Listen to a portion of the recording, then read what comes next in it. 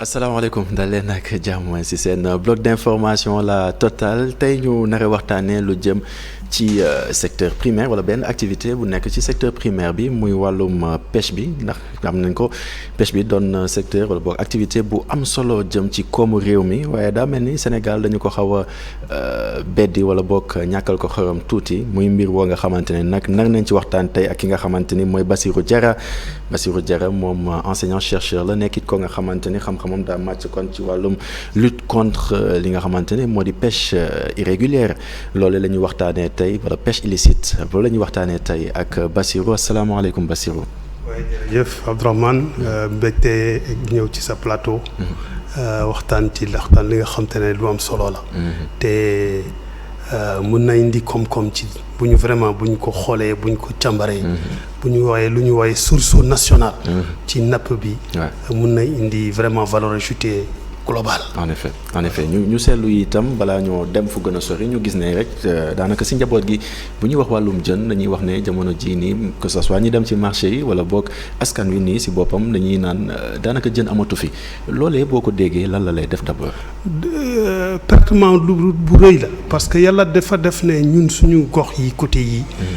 dafa am phénomène yi nga xam te ne ak i phénomène yi nga xam te ne dañuy jën yi day gaaw jur.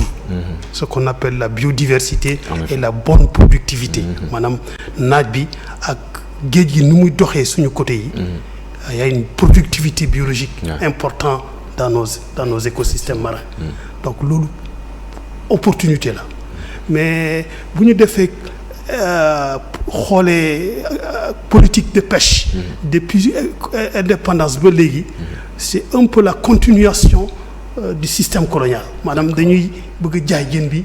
te paradigme yi ñu war a def gestion. ak saytu. on a rejeté en arrière au profit de la production. nañ produire rek nañ jàpp jën bi rek da jën bi bëri. or on devait gérer. pour suñuy koom-koom dem kanam. Effectivement. donc loolu aussi moo tax ci 20 dernières années yi passé jën bi dafa gën a raar. te boo demee ci marché bi tey da ngay gis ne jën raar na. jigéen yi mënuñu jot jën bi. pour même jën yi jigéen yi soppi man damay dem Kayar damay def fu ne jigéen yi soppi jën yi. am nañu dëgg problème pour jot jën bi. kon ñu dem ci marché bi ngir defar ceebu jën moom dañuy gën a dépenser ci ngir mën a defar ceebu jën bu neex. dafay jafe. te raréfaction bi lu ko indi mooy problème gestion. Effectivement. mais aussi on peut dire changement climatique mais loolu du bëri mais gestion bi la. maanaam nu ñu doon politique bi la ñu war a xoolaat. mettre en tout cas ci sama xalaat. mettre les populations au cœur de la gestion. Effectivement. donc maanaam transparence bi dugal ko ci. mais aussi. nappkat bi mu tëdd ci li muy liggéey. effectivement muy jafe-jafe boo nga xamante ni fës na ba ci askan wi ñoom ñu ngi sentir bu baax a baax li nga xamante ne moo di raréfaction jëm ci wàllum jën bi ñu gis ne itam am na ñoo xamante ne ñoo nekkee ca Saint-Louis par exemple ñoom ñu ngi wax ne exploitation gaz bi day impacter un peu ci jafe-jafe jote ci jën gi est-ce que loolu noonu yow. en tant que koo xam ne xam-xam ça se sent parce que c'est une activité qui se passe dans un écosystème marin. man damay saytu ci géej. donc. chercheur là maa ngi xool géej gi nu muy doxee. et rien ne peut être déconnecté. Même si les puits de pétrole sont à 200-300 kilomètres de la côte. Il y a des mouvements am na impact. On peut pas dire que amul impact. Même la lumière qui impacte les ondes électromagnétiques. Impact sur la productivité. loolu ça c'est documenté maintenant. Effectivement. loolu c'est clair loolu kenn mënu ko lablabe. mais loolu noonu lan la ñuy def ba mën a génn ci mbir moomu ndaxte jën bi itam. waaw il faut que ñu ressources yu ñuy en tout cas yu ñuy jël ci pétrole waxuma ñu bàyyi pétrole ak gaz. mais ressources yu ñuy jël ci pétrole. ñu injecté ko sur la restauration. et la production. des écosystèmes maanaam doo jël production pétrole bi rek nga yóbbu ko feneen. mais il faut nga xool nan la ñuy defee pour que fu ñu ko jëlee. pétrole ak gaz bi ci géej gi. mu faire de telle sorte que écosystème bu mu continuer di nekk productif. mais noonu lan lay demee exactement parce que on a en tout cas man impression boobu la am on a l'impression qu'on a pris benn ressource boo xamante ne moom la ñuy jël au détriment de beneen ressource boo xamante ne xëy na moom it dooleem xaw na yem ak moom à peu près géej gi moo gën a am doole que pétrole ak gaz parce que pétrole ak gaz à l'échelle humaine n'est pas renouvelable. Effectivement.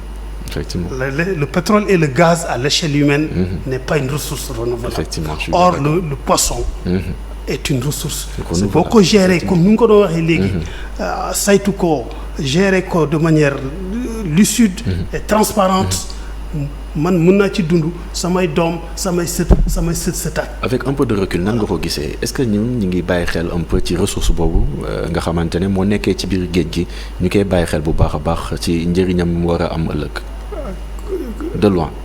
il faut que ñu politique bi moom comme ni ma ko doon waxee sànq sursaut national la ñu war a def pour que napp bi ñëwaat. C'est vrai on est fépp ci àdduna la mais comme ni ma ko doon waxee sànq. fii moo des tuuti jën ci àdduna. dañoo waxante dëgg te il y a des zones où encore on restaure.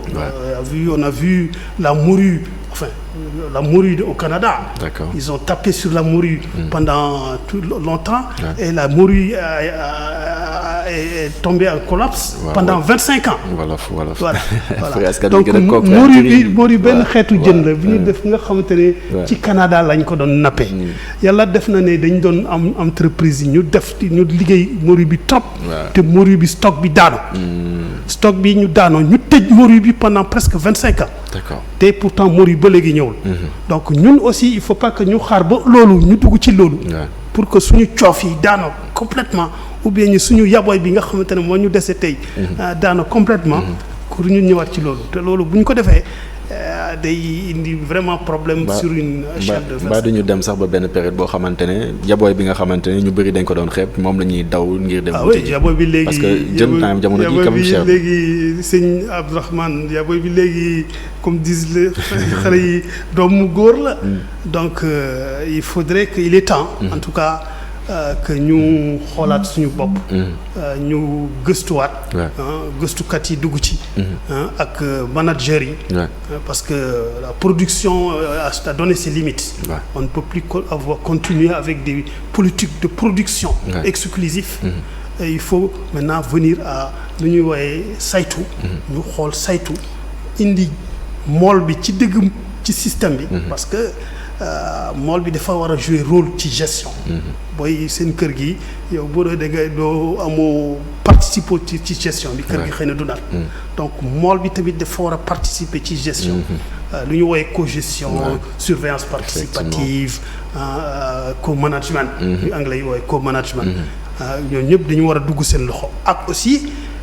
gëstukat université yi. pour que ñu saytu. jën bi nu muy màggee. jën bi nu muy juree. jën bi fan lay tegee ak yooyu il faut que ñu gëstu yooyu. ñu mën a teg tëralin yi nga xamante ne. pour que système bi mën a durable. bu ma la déggee damay comprendre ne problème yi bëri na cause yi bëri na ba ñuy seetlu ni jamono ji jën pour nga jot ci doonu lu yomb problème yi bëri na trop. problème bëri na mais ce n'est pas insurmontable. waaw il faut pas que ñu mais nañu ñëw ci waxtaan. waxtaan bi d'ailleurs je pense que temps yi xëy na dañ ci ñëw. climat social. tout ça participe à vraiment à éroder le système de gestion.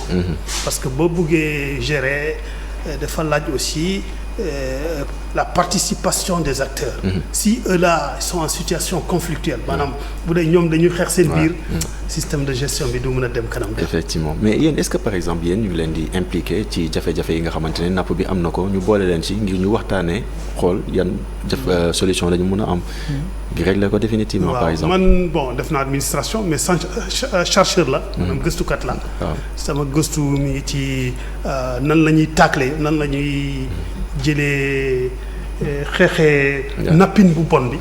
nappin bu bon bi xëy na nañ ci ñëw. bien sûr. nappin bu bon bi lan lañuy mais loolu aussi pour ñu mun ko kii il faut ñu ñëw.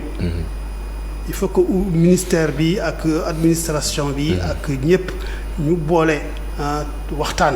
transparence tegal affaire yi ci kaw table. effectivement ku nekk joxe transparence te transparence du nguur gi rek. mais opérateurs yi aussi. ñu war a seen compte d'exploitation. te ko ci kaw table. effectivement ñuy gagné. c'est important fan la ñuy jëlee seen xaalis ak njëriñ bi ci Sénégal war a am njëriñ bi et cetera. voilà loolu yëpp bu ñu ko jegee ci kaw table. xëy na consommateurs yi sax. nañu mën a xëy na. consommateurs yi il faut pouvoir faire des efforts. effectivement mu nekk Bassirou Diarra ci kanam tuuti gannaaw li nga xamante ne moo di journal 18h45 yi nañu dellu si waat gën a yaatal sujet bi nga xam ko noonu kon wàllum napp gi la ñuy waxtaanee tey nañ ko faram-fàccee ci kanam tuuti gannaaw kon ni ma ko waxee léegi journalu marax yi xibaaru marax yi xibaaru 18h45 à tout à l'heure.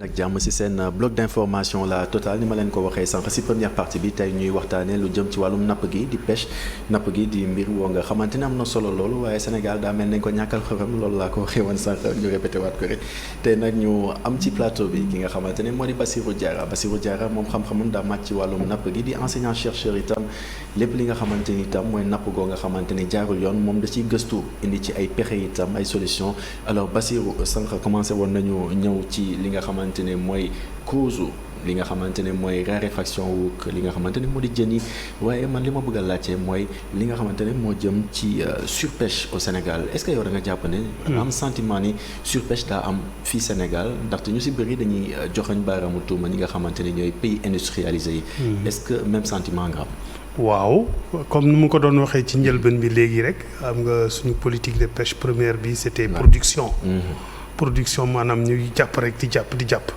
loolu mooy indi lu ñu wooyee surpêche surcapacité maanaam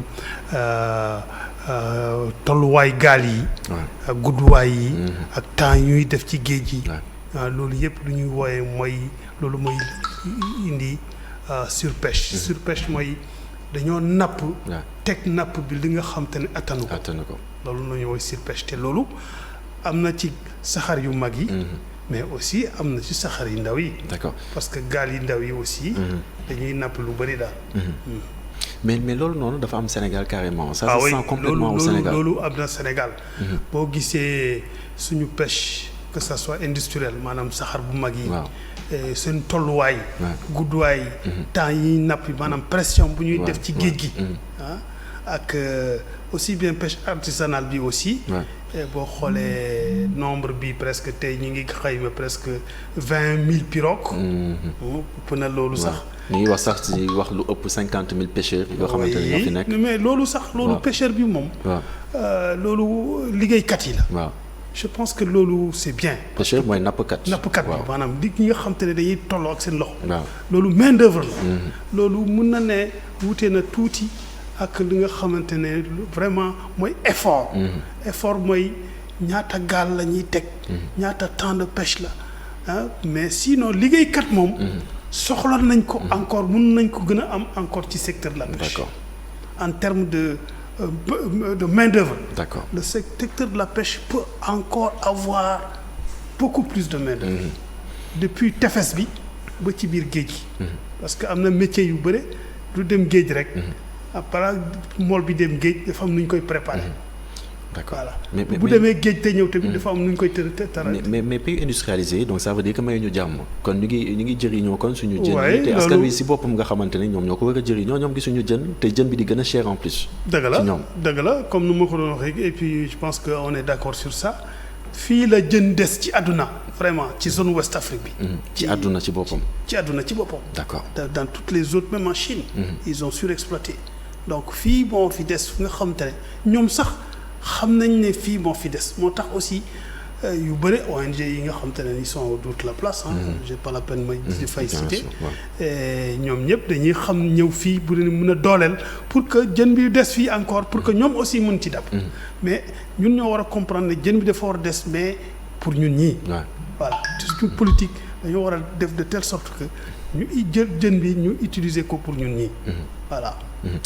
leneen loo xamante ni itam bëgg naa la ko laaj moo jëm ci wàllum pêche artisanale sànq yaa ngi ñëw si pêche industrielle bi mais pêche artisanale également doon na li nga xamante ne am na solo mais est-ce que ñu ngi koy jëriñoo ba jamono ji ni wutewul maanaam waruñu ko soppi ba mu méngoog jamono ji nga xamante ne moom la ñu nekk jamono. parfaitement daal loolu moom pêche artisanale bi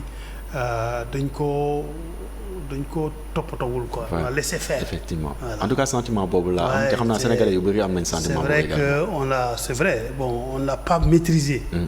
parce que boo bàyyee tamit scène tournante bi ñëw dugg maanaam am na benn engin bu ñu woowee scène tournante. japonais yi ñoo ko fi defee. ñoo ko fi indee. c'est toujours c'est dans le processus de production. di nga jàpp jën. ñu indi motorisation indi moteur hors bord yi tamit tout ça c'est dans le processus. nit ñi mën a napp jën yu bëri. mais lu manqué mooy nan la ñuy defee pour maîtriser. pour que surpêche bi nga doon wax léegi. ñu mun organiser pêcheurs yi. dooleel leen. parce que tamit comme on a dit ci filière les grands théoriciens on l'a dit. Ceux qui sont les plus organisés et les plus instruits tirent le plus de profit dans la filière. Donc dañu war a def de telle sorte que suñu nappkat yi nga xam te ne ñun en fait suñu communauté yi ñu préparer leen pour que ci jeu mondial parce que nous sommes dans un système jeu mondial bi ñoom ñu mën a ne ñun il faut qu'on tire profit. Voilà pour nous et pour nos enfants. En quoi faisant justement nan lañu war a def ba loolee ñu mën ci. loolu gëstukat yu bëri ñu ngi ciy gëstu aussi bien au Sénégal qu'à travers le monde mais comme on a dit on développe par les hommes et pour les hommes. Donc nit ñi ñooy développer. comme nu mu ko doon waxee léegi ci tefes bi ñi nga xamante ne ñoo fa dëkk. te ci seen cosaan la. ils ont une culture de pêche. Ils ont dans leur ADN des pratiques et des ressorts culturels. Ñu def de telle sorte que dans leur localité. On crée les conditions pour qu'ils tirent le maximum de profit ci loolu. Quel genre de conditions. Voilà. Justement man ci sama xalaat mooy. nit il faut nga tàggat ko. tàggat gi moom tàggat gi maanaam mool yi seen bopp. ñu xool seen condition. seen ancien mool yi culture traditionnelle yi mën nañ ñëw sax. mais aussi ñu dugal ci. Cette modernité créer ce que moi j'appelle des écoles au métier de la mer ou bien des centres d'apprentissage dans les communautés de pêche ñi nga xamante ne seen gox-goxaan yi ñu ñëw exactement xoolee lan lañ leen organiser xale yi ñu jël leen à l'âge de je sais pas peut-être que c'est à l'âge de 10 ans 11 ans préparer leen pour qu'à 16 ans ils sont bons. D'accord. Ils ont intégré non seulement seen xam-xamu maam parce que voilà ils ont ça déjà. Mais aussi on ajoute à ça les bonnes pratiques ak aussi tout ce qui est hygiène qualité gestion durable ñu sol leen xam-xam boobu bu boobaa à 15 ans 20 ans 30 ans ils sont en top ils vont compétir avec les Chinois. Ils vont compétir dans tous les secteurs. mais ñoom gaal yi ñuy nappee itam. gaal yooyu oui mais gaal yooyu ils vont dans ces écoles là. fibre de verre mën nañ ko dugal. maanaam ci école yooyu. ñi nga xamante ne dañuy defar. femme transformatrice yi mën nañ ko jàngal foofu. nappkat bi mën nañ ko jàngal foofu. les débarqueurs au niveau de la plage mën nañ leen jàngal parce que nu ñu débarquer jën ak nu ñu débarquer suukar du benn ak nu ñu débarquer ceeb du benn. Donc il y a une forte façon de manutention. Donc ci école yooyu mën nañ leen tàggat même li ngay wax nii. ci saxaar ci gaal yooyu. fibre de verre yi au lieu nga indi benn entreprise coréenne ou bien espagnole mu ñëw fii defar ñu fibre de verre. ñoom ñi nekk fii. ñu tàggat leen. le long de la plage. Ils remplacent les bateaux les pirogues en verre là. Les pirogues de bois là. Et ils vont les faire en pirogue de fibre de verre. Et ça crée de la valeur ajoutée. Effectivement muy mbir yu am solo mais est-ce que yaa ngi sentir ne état par exemple mi ngi taxaw ngir. jàppale li nga xamante ne mooy pêche artisanale bi loolooy war de. waaw est-ce que yaa ngi koy sentir yow en tant que chercheur. ça c'est mon appréciation personnelle. mais je pense que en tout cas c'est bifurcation. maanaam changement yooyu. il faut mu am. mais est-ce que mi ngi am déjà mi ngi xaw a am. je l'ai pas encore vu bon ci sama gëstukat la mën naa mën juum nag mais je l'ai pas senti parce que école au métier de la mer yi fu mu ne nii ñu ngi koy waxtaan depuis plus de 10 ans et le Japon l'a fait ça a marché le Maroc l'a fait au Maroc aujourd'hui par exemple bu dee boo xoolee poulpe bi c'est même pas 10%. Même pas 5% de débarquement. Mais c'est 80% de la valeur ajoutée. li nga wax ni c'est tellement important ba daf may fàttali benn wax muy njiitu réew mi Macky Sall waxoon na ko muy wàllum autosuffisance alimentaire. te wàllum autosuffisance alimentaire je pense wàllum jën gi tamit. oui c'est très important. Il faudrait que ñu produire pour que ñu consommer local. mais bu commencé cher c'est compliqué jën bi aussi mën nañ ko soppi def ko ay tëll. def ko enfin je suis pas un très bon en termes de merchandising. mais mën nañ ko def ay tëll bi nga xamante ne suñu jeeg yi utiliser ko.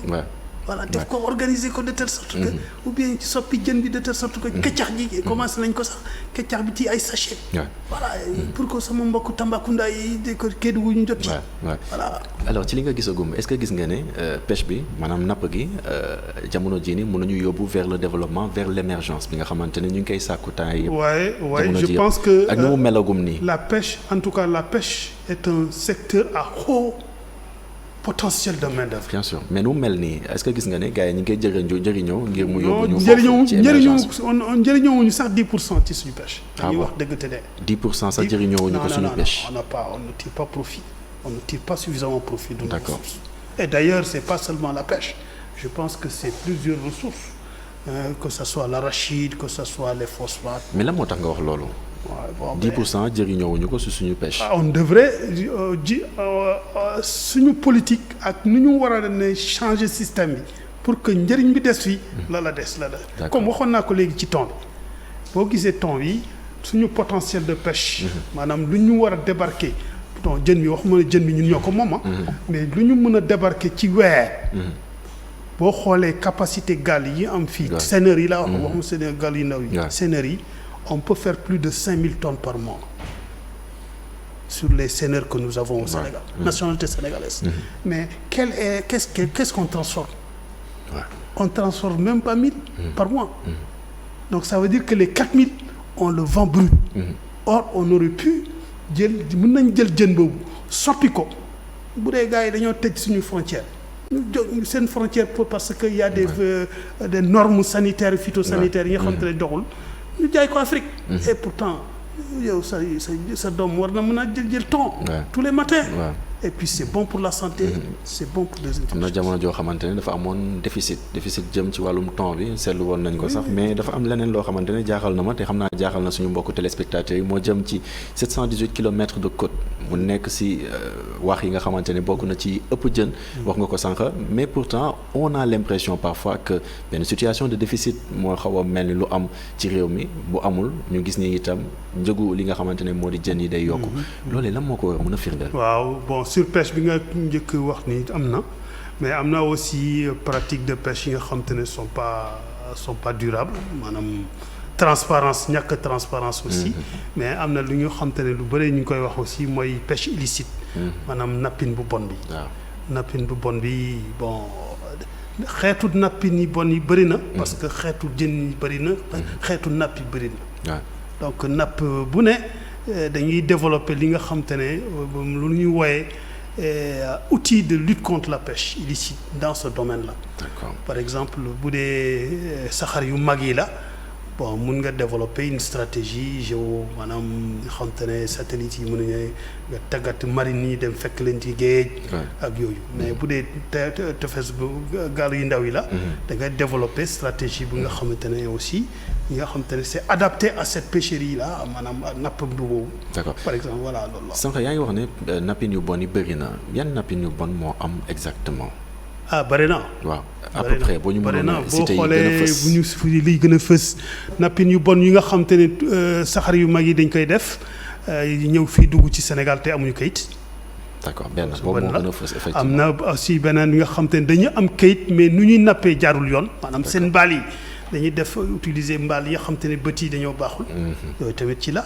am na ñi nga xamante ne aussi te am na solo trop dañuy dugg ci zone bu nga xamante ne maanaam fu ñu leen jàggalee fu ñu leen tëralee pour ñu napp foofu. dañuy jóge foofu di napp ci tefes bi. te loolu souvent day indi problème ak mool yi. parce que dañuy fekk mbaalu mool yi ak seen jumtukaay yi yàqale. donc loolu tamit maintenant mais pêche illicite ce n'est pas que pêche aussi. parce que trafic d'êtres humains mun na am. maanaam jël nit ñi yóbbu leen ci sax ci géej ju diggu géej. di def transportement liggéey leen pendant 6 mois 7 mois. seen àq yi doo leen ko jox. mais aussi pêche illicite mun na indi ça peut venir aussi de la trafic de drogue. Drogue bi bon souvent dañuy gis. gaal yi dañuy indi drogue mais aussi même le blanchiment d'argent. parce que loolu tamit ci mën nañ ko lëkkaloo. blanchiment d'argent. jël xaalis bu bon dugal ko ci pêche pour ko setal. tamit voilà. mais li nga expliqué yëpp doon na ay mbir yu doy waar. muy maanaam pêche illicite yi nga xamante ne façon yi nga xamante ne expliqué nga ko mais état taxawaayam lan la war a doon ci xeetu pêche illicite yooyu noonu. voilà état fu mu war a def mooy transparence d'abord. waaw moom mooy. transparence moom moo koy impulser. Ça veut pas dire que moom rek moo war a transparent. Les opérateurs les ONG. ñëpp dañu war a transparent. mais état moo war a def transparence. maanaam joxe licence yi fu mu ko war a joxe les organes de politique. maanaam fi nga xamante ne commission yi war a toog. ci décider ci ñëpp participer ñu teg table ci yëpp ci kaw table. ça c'est un élément fort de lutte contre la pêche illicite. Effectivement. Et maintenant après ñu organiser de telle sorte que comme nu ma ko waxee léegi ñëpp jàpp si. ça peut être des contrôleurs de finances la police. la police des frontières. Ça peut être les banques et les assurances. parce que loolu yëpp. Et aussi les contrôleurs des pêches là ñi nga xam te ne ils sont en grève ces temps-ci ñooñu tamit dañ ci war a jàpp. qu'il soit dans des conditions si je dis jàpp ça veut dire qu'il soit dans des conditions qui leur permettent de travailler. mais bu ñu demee ba contrôleur de pêche nekk en grève quand même c'est grave. boobaa ça veut dire que ku mu neex def lu ko neex. ci kii bi. bon je pense que eux-mêmes ils peuvent devenir s'expliquer par rapport à ça.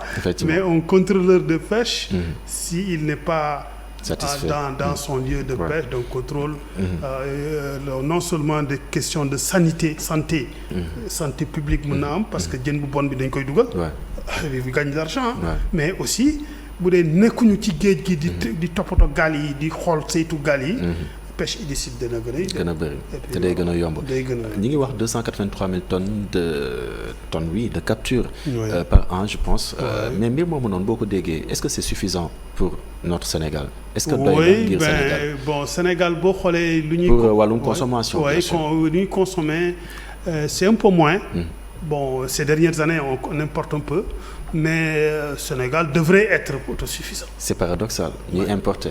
Sénégal di importer Sénégal day indi jën à partir de la Mauritanie et maintenant même des poissons d'aquaculture. D'accord nga ak man que c'est paradoxal. Ah non c'est paradoxal. Pourquoi justement. parce que defe naa lu ñuy débarquer déjà bu ñu ko doon utiliser nu mu waree fii dañu defe naa ne ce n'était pas la peine ñuy génnee xaalis. parce que chaque fois que ça. Cheikh Anta ma ko wax. chaque fois que nga génne xaalis di jënd da ci biti sa doolay génn. donc ni ngay mën a def rek pour que doole bi des fi nga dugal xaalis bi ci économie bi moo gën. d'accord donc mu nekk yenn ci barrage yi nga xamante ne moo tax pêche gën a développé wu wala boo gën a développé wu ngir gën a soutenir li nga xamante ne mooy koomu réew mi. donc loolu war nañ ci taxaw. ngir mën a soutenir économie wu réew mi. effectivement alors ñu gis sànq si wàllum surpêche boobu nga wax dañoo seetlu ne yenn espèces yu bëri yoo nga xamante ne xëy na sax boo moytul dañuy dem ba disparaître. loolu tamit mooy jëm ci conséquences yi maanaam jeexital yi nga xamante ne jëm na ci wàllum surpêche est-ce que loolu noonu war nañ ko seetaan itam. non kilifa gi mu ne nii war nañ koo xoolaat baax. comme nu ma ko waxee ci zone ouest Afrique bii. Sénégal moteur la parce que dañoo nekk ci lu fu nga xamante ne lu ñu wooyee zone CSRP commission sous-régionale de pêche. de la Mauritanie wala Sierra Leone. te Sénégal dafa nekk au cœur. de cette ce qu'on appelle commission sous-régionale de pêche. qui est une organisation sous-régionale. maanaam dañoo war a jàpp si. parce que fii lañ ko créé. donc faire en sorte que jën bi nekk ci si zone nga xam mënuñu ne zone jën Sénégal la. parce que jën day dox rek. day dox de la Mauritanie aux îles Bijagos. donc îles Bijagos mu ngi fii Guinée-Bissau. donc nañ toog ñu waxtaan nan la ñuy defee de telle sorte que ñu tàkkale surpêche bi ñu maanaam ñu xeex surpêche bi. maîtriser pêche bi. ñu maîtriser aussi pêche illicite bi. ñi nga xam te ne dañuy jóge saxaar yu mag yi jóge ci bitim réew di bugg ñu dugg mun nañ dugg par d'autres voies. parce que dañuy ñëw ba pare. jaar ci kenn dama am société sénégalaise. entre guillemets. ay kanam dugg noonu. ba pare voilà siphonné. maanaam jël jën bi. loolu yëpp en tout cas nañu war a togg waxtaan ci loolu pour que ñu mën a njëriñu vraiment Sénégal ak sous-région bi. ressources yu ñu yore. ñu taxaw ci accord de pêche yi dañu gis ne accord de pêche yi Sénégal day jur coow tout le temps. ban jàngat nga ci def. transparence teg ko ci kaw daal. d'abord avant les accords on en parle pendant les accords on en parle. et après on les accorde bu ñu ko defee rek. dëkk bi day voilà. bon accord fu mu ne nii day je pense que xëy na c'est gëstukat yu bëree nee na Sénégal soxlatul accord de pêche. non parce que. et pourquoi fan lañ ko teg. waaw parce que ci suñu ressources yi nga xam te ne ñu ngi fii. suñu pot maanaam mun nañ ko napp suñu bopp. jarul ñu jéggaane pour ñu dem keneen ne napp ko.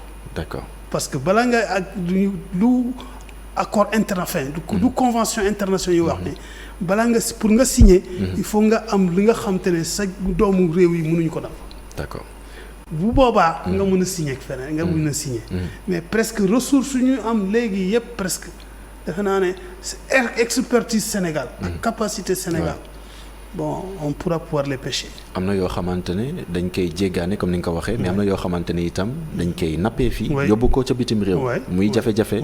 ngir askan wi tamit jot ci li nga xamante ne moo di jën bi ndax bu ñu fàttalikoo am na benn accord de pêche boo xamante amoon na diggante Sénégal ak Union européenne juróon coow itam. ban gis-gis nga am ci loolu. accord de pêche boobu bon c'est ciblé sur le thon. maanaam thon bi ak merlu effectivement merlu bi la ñuy gën a di kii bon merlu bi. avant duñ ko doon ne surtout dans la première phase des accords dañoo waxoon ne sénégalais yi duñ ko napp lu bëri mais am na gëstukat yi ne fu mu ne nii merlu bi dafa nekk en situation de surexploitation. maanaam nuñ koy tibbee ëpp na day. effectivement waaw gëstukat yi nga xam te ne. borom xam-xam lañu. voilà te ñoom nee nañu nuñ koy tibbee bëri na. te defe naa ne kon war nañu xoolaat. ñu ngi wax 10 000 tonnes de thon ak 1700 tonnes de merlu par an. pour le thon. pour le thon c'est des pas de on ne peut pas dire qu'il y a des quotas. parce que ils disent que Sénégal dafa am 50 000 non.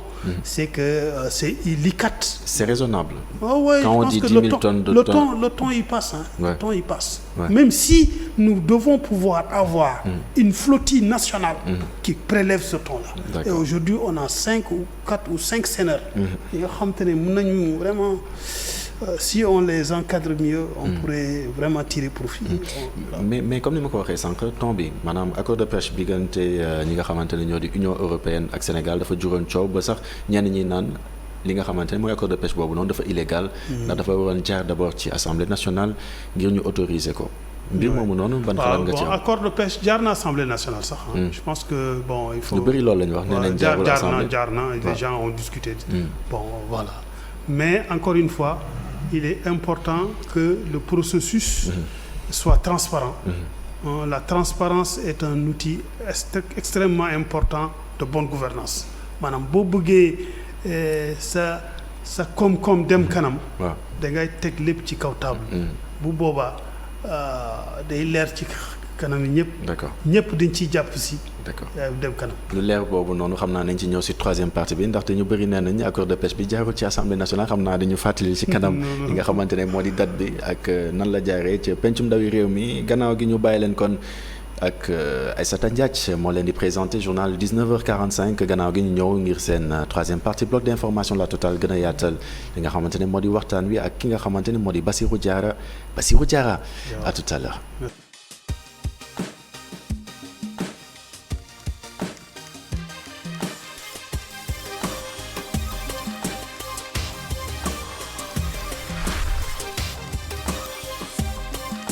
troisième et dernière partie de votre bloc d'information la totale ñu continuer kon waxtaan li nga xamante ni moo jëm ci wàllum napp gi ànd ceeg Bassirou Diarra enseignant chercheur la bokkit yi nga xamante ne xam-xamam daa màcc lool ci nu ñuy xeexee li nga xamante ne mooy nappin gu bon gi ñu koy wax itam la pêche illicite. Bassirou ñu ngi ci woon ci wàllum Union européenne ak Sénégal contrat boobu nga xamante ne signé woon nañ ko ba mu mayoon leen sax waa Union européenne ñu napp 10 000 tonnes loolu ñu bind en tout cas ci contrat bi 10 000 tonnes de thon ak 1700 tonnes de merlu noir par an. mbir moom boo ko déggee lan la lay inspiré déjà.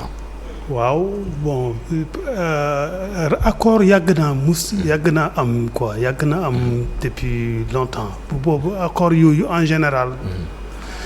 Les premiers accords datent de longtemps en général boo déggee accord da ngay fekk li nga xam te ne sa doomu réew yi mënuñu ko napp ou bien en terme doole mënuñu ko napp nga jéggaane ñeneen ñi napp ko ba pare nga jox la ndàmpaay ñu jox la ndàmpaay. mais bii nii est-ce que ban la si.